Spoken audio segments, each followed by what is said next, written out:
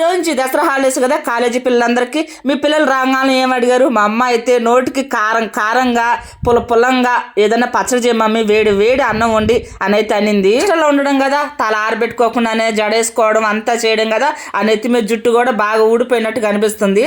అందుకని గుప్పుడు కరివేపాకు వేసాను. విడిగా మనం ఏదైనా తాలింపులు వేసాను అనుకోండి, తీసి పక్కన పెడతారు. అందుకని ఇట్లా కానీ చేసి వాళ్ళ కడుపులోకి పోనిస్తే కొద్దిగా వాళ్ళ జుట్టు బాగుంటుంది, హెల్దీగానైతే ఇట్లయితే చేశాను. దీని రెసిపీ అయితే నేను ప్రత్యేకంగా చెప్పనులేండి, ఎందుకంటే నేను చాలా సార్లు చేశాను. నేను చేసి చూపిస్తున్నాను కాబట్టి ఒకసారి అయితే ఎక్స్ప్లెయిన్ చేస్తాను.